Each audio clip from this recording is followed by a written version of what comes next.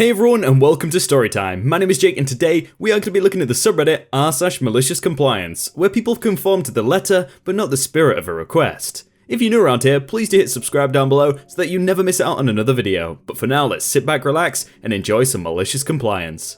You aren't doing as good as the others. Why aren't you booking more people? Just some background to begin. So, I work as what is best described as a traffic warden. I know, people are going to hate me, but either way. I've been doing this job roughly a year, and despite the abuse you get on the job, the 10-hour workdays and average pay, it's been a rewarding job. I struggled talking to people I didn't know, but since doing this job, it's really taught me people are douchebags. You shouldn't have to take their crap. Don't get me wrong, most people are actually kind to us, and respect that doesn't matter what I'm doing, I'm working to make a living. But this story isn't about just some random person in the street, it's actually about the top dog, the boss in charge of all our sector.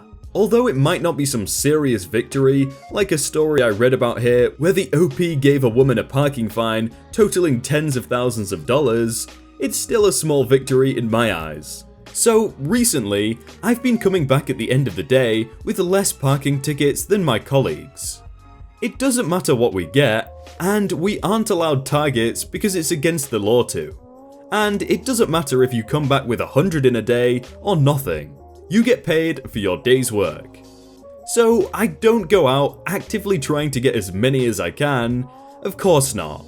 I'm not an absolute douchebag like some believe. I just do what's in front of me, and take it as the day comes like we are supposed to. But as I've said, I've recently been getting slightly fewer than my colleagues. So I come into work this morning and my boss tells me he needs to have a word with me. He said that the head of parking, the top guy regarding our sector, has contacted him asking if I'm alright because I don't seem to be getting as many as other people. So he obviously thinks that I'm not working because I'm not making them enough money.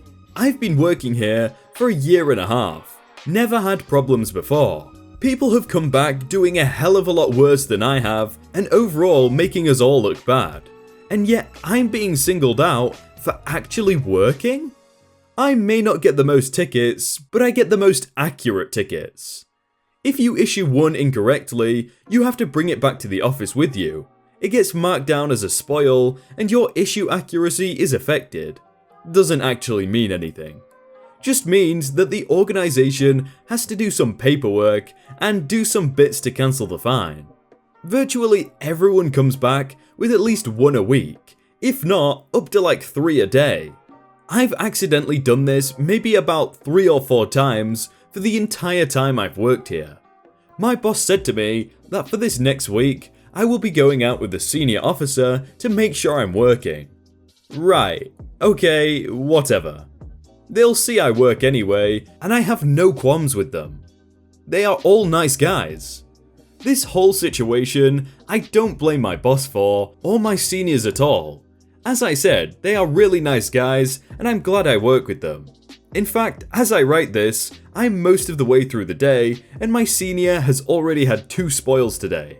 See what I mean? So, I'm currently out with one of my seniors, going through the day as I usually would, when we come to the car park where all the employees of the organisation I work for park. In order to park there, you need a specific permit given out by the parking sector of the organisation. So, the employees from all the other sectors park there too. Now, I'm going round, my senior is behind me making sure I'm working when I get to a car. It's not got a permit. Okay, cool. That's an extra one today that I can show and say, look, I'm getting more tickets. When I hear my senior laughing behind me, he said, do you know whose car this is? I said I had no clue. He told me it belongs to the head of parking for the organisation, and he was going to give me the satisfaction of booking it.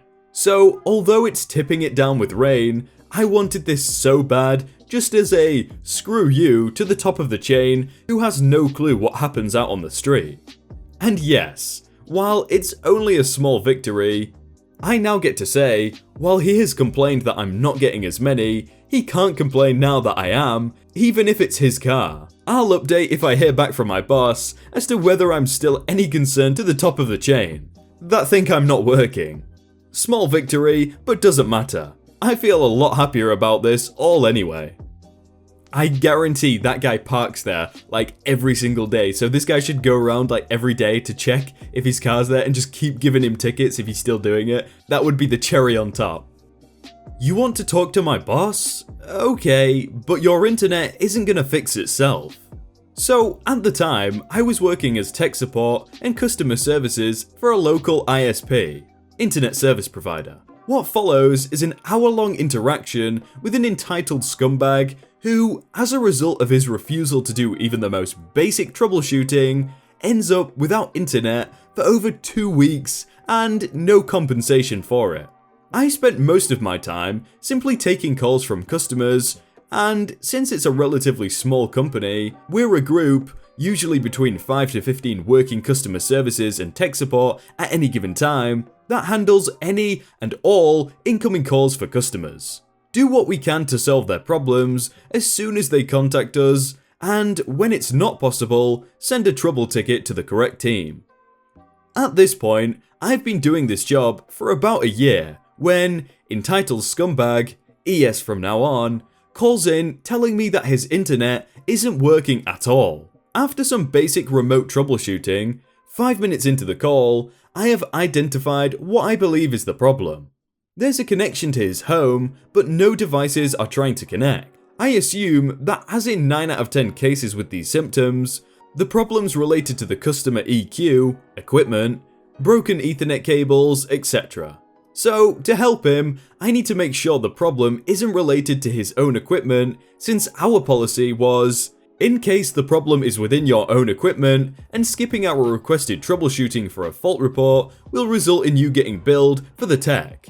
About 150 to 450 euros, depending on how much work they've done before arriving at the customer's place. No, it is very rare that anyone actually gets billed for the tech. I simply ask the entitled scumbag to reboot his CPE, his customer premise equipment, and connect his computer directly to it with a different Ethernet cable. This will most likely rule out problems with the router, cables, and faulty connections. Time for ES to show me that he's better than me. He goes ahead and informs me that he spent hundreds of euros for a company to install his home network. There cannot be any faults on that end. Me and my company must be at fault here. His stand on this is that I am to fix it there and then without him lifting a finger. I inform him that I can send a trouble ticket, but due to lacking information, it will most likely be sent back with a note, need troubleshooting, and that he has to approve that he pays for the tech we send out to troubleshoot in case the fault is, as I suspect, in his own equipment. Instead of being reasonable and listening to why I need the information and why it's important to try it, he simply asks to talk to one of my colleagues, and this discussion comes and goes multiple times during my attempts to fix his internet. The longer we talk, the more toxic and personal the insults towards me. I try to keep a good face through it all, but at this point, you can probably start hearing me get a bit frustrated that he calls me for help and refuses to let me help him. So, I tell him, since you refuse to do basic troubleshooting or approving the fees, I'm going to end the call here. You're welcome to call us back at any time when you feel like troubleshooting your connection. This seems to make him realize that he's going to have to call us back again and sit in a queue for another 30 minutes, so he finally gives in a bit and lets me start troubleshooting. However, we don't get far. It takes us about 15 minutes just to identify his own equipment, and identifying all the cables is an impossible task since it's just a snake's nest of cables in the closet that holds his CPE. At this point, I make a firm point about his own equipment being outside our support. I'd help most people with some basic troubleshooting of their own equipment, however, not if you're being rude. Then I'll stick to the company rule to not troubleshoot personal equipment. So he has to connect his own computer to the CPE with a different cable. after a quick reboot, so we can check if we're actually delivering an internet connection to him. He manages to reboot the CPE, so I feel like half the battle is over. All we have to do now is to confirm that his own equipment is the problem. Connect the computer. At this point, the entitled scumbag snaps. He refuses any further troubleshooting, mutters something about, "Why do I pay you if I have to do everything myself? I want to talk to your boss." So I inform him, it will take me about 10 workdays to get a call back from my boss, and he will not do any troubleshooting. I'd advise you to talk to my colleagues when you feel up to doing the basic troubleshooting, or you'll end up having to start that process up after talking to my boss. The entitled scumbag accepts. I create a ticket to my boss and note down a comment in the entitled scumbag's customer profile. Connection seems fine to CPE. Customer refused basic troubleshooting. Try connecting PC to CPE directly if customer calls back. Over the next 14 days, I can see in his customer profile that he's called about 10 times and talked to almost as many people.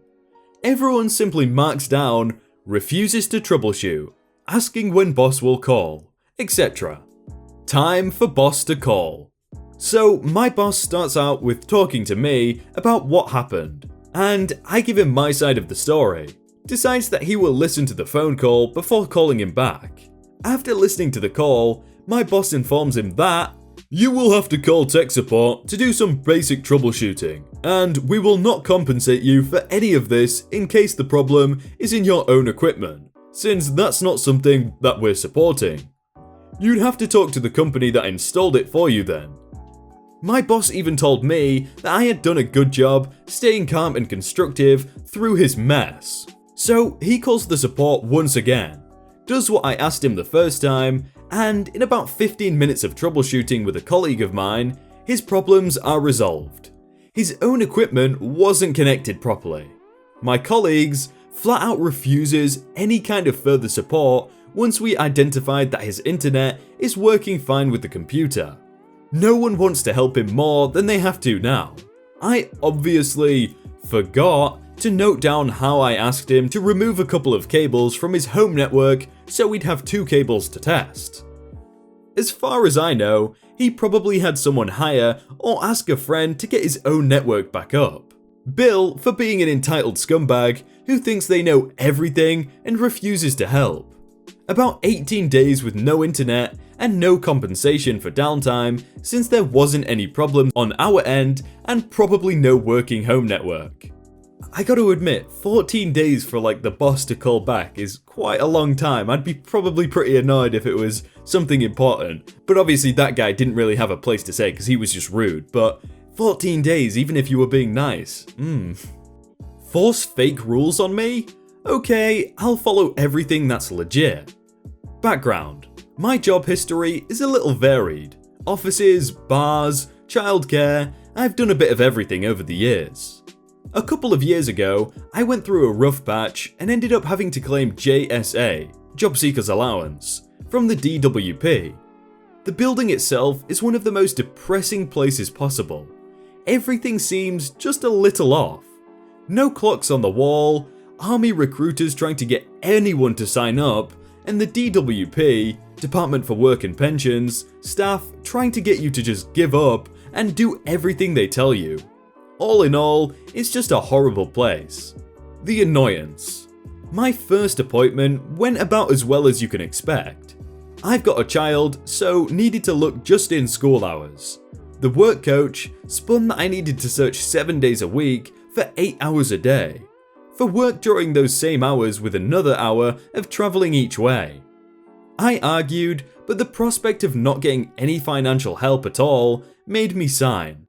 I was also told that there was a mandatory group session every day. Failure to attend would be grounds to stop everything. This is how it goes normally. You do what you are told, or they take the tiny bit of help you'll eventually get. Compliances. The first couple of days I attended the group, literally spending the last of my cash to get there in time after dropping my child to school. But I also took the time to look up the DWP rules on what I had been forced onto. It turned out that any activity the DWP requires beyond the fortnightly signing on means they have to pay for your travel. Also, mandatory group activities were only for those that had tried for a few months to get work. I went to my parents and printed out enough copies of this rule for everyone at the mandatory group and for every other group that day. After 3 days, we got monthly bus passes. After just over a week, they told me the group session was no longer mandatory for me, or about a dozen others. They never asked for the bus passes back either. A small win, but free travel for a month is huge when you have no income. The second stage of my compliance was directed at the work coach. For the fake rules she claimed were just how it is. I had another week until my second sign-on, and I used that time to research, plan, and practice my employable skills. It was a very busy week. While looking for the group activity stuff, I'd found something better. The Decision Maker's Guide. It's the rulebook for the DWP, with requirements for benefit claimants and their own staff.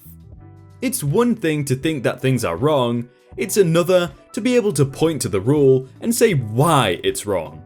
I listed everything in a master document and wrote down some of the most useful passages, such as evidence of job search includes uncorroborated written evidence or verbal evidence, DMG 21592, and determining whether the claimant was ACE in any week requires a comparison between what they in fact did to seek work that week and what the law requires them to do, DMG 21597.